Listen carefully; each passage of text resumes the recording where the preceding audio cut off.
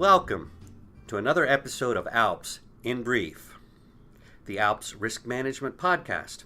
I'm Mark Bassingthwaighte, ALPS Risk Manager, and I'm sitting down today at the ALPS offices in Missoula, Montana with Julie Patterson. Julie has been with ALPS on the business development team for 20 years.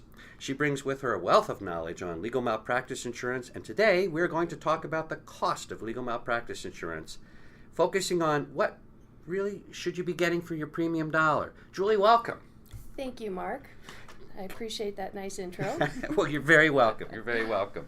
I think it's a fair question. It's malpractice insurance is, it's an investment, and it's not an insignificant line item of business year to year. So when I think about I'm cutting this check each year and buying my ALPS policy, really what am I getting? What should I be getting when I think about malpractice insurance? Good question. It's very important for your firm to have your malpractice insurance carrier picked out and go through their features with a reputable person at the company to help you out with everything.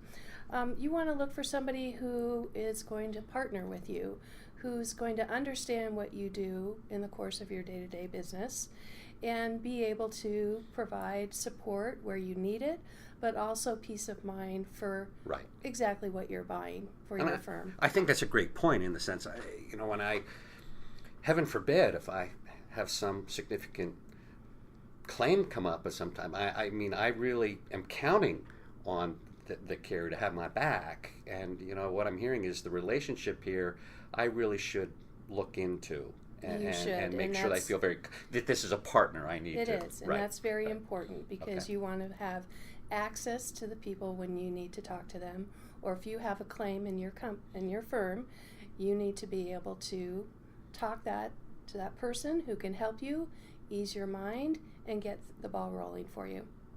Are there other things that come to mind? Absolutely. You want to look at the policy features. You want to see what they offer in limits and deductible. You want to assess your clientele and your risk and what you can sleep with at night for your limits and deductible. That's an important factor as well. Can I look at policy feature? There's one thing I think that's important that I'm not sure everyone fully appreciates at times. You can sit down and compare policies at times, and everything seems to be exactly the same, except one is significantly cheaper. And what we're really getting at is there's some policies out there that are what we refer to as cannibalizing policies, and I think that might be an important distinction. Can you share what I'm talking about, what this issue is? Yes, that's very important. A lot of times when you see a quote come in to your firm for a cheaper price, that means that they're trying to buy the business in your area. They may not know what the jurisdiction brings in claims experience. They may be just trying out feelers out there to see what kind of business they can bring in the door, but typically if it's a cheaper policy, it's going to be cannibalizing. You are not going to have limits on the outside of your per claim limit, and you will probably have a hammer clause, meaning if a claim were to arise and you don't agree to settle it with the carrier who you've been insured with, they are going to walk away and you're going to be left holding the bag. Okay, so I want to make sure that we're clear. So when we talk about limits being inside or outside, if I have limits, or my defense costs inside limits, so that every dollar that gets spent on defense is going to erode what's available for the loss payment. You're exactly correct. It's going to erode that per claim limit, and you want to look for defense costs on the outside of your per claim limit with the carriers that you are shopping with. That seems to me to be a pretty important thing, and that's very important. But just to understand, so two policies that are on their face may provide $1 million in coverage, but if the cheaper policy has defense costs inside limits, I'm really not getting $1 million policy. So that's why it's cheaper. That's correct. That makes sense. Well, then continue on. So we've talked about the relationship. We've talked a bit about some of the features and looking at some of the pricing issues. Are there other things that come to mind yet? Well, to add on to the pricing, responsible pricing. You want to look for a carrier that's had some experience in that jurisdiction, that's been there a while. Okay. They know the climate, they know the jurisdiction, and they are going to rate accordingly and responsibly.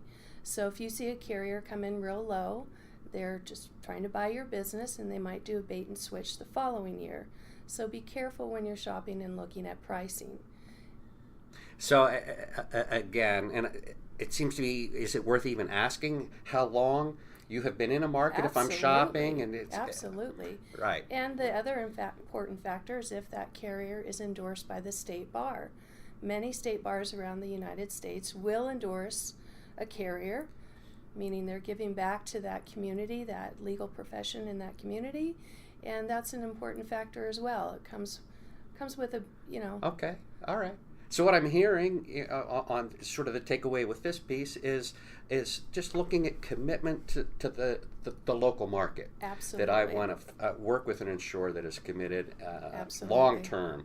And that makes a lot of sense. Okay. And customer service plays into it as well. You want somebody who's going to return your calls, who's going to answer your questions, respond to your email in a timely fashion, and hopefully under 24 hours, and you shouldn't have to chase them down. They should be willing to talk to you, whatever it is that comes about and you need help with.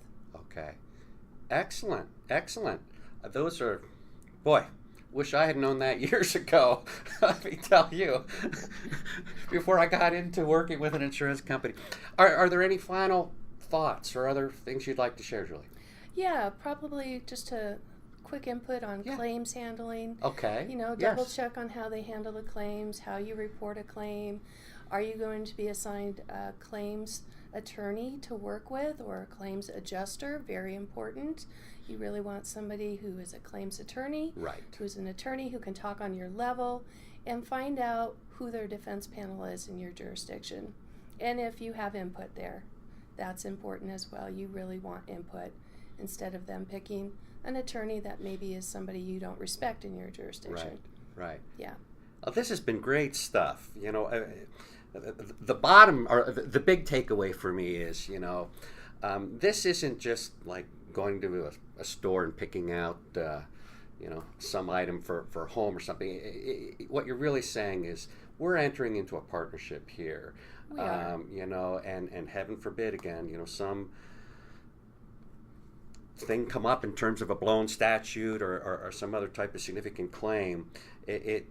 What you're really telling me, the relationship that I have created with the carrier is really going to be key in terms of how we get through all this in the end. It's very key. Good stuff. Good stuff. Well, thank you very much for joining us today. Yeah, thank you. Thanks to all of you for listening to the show.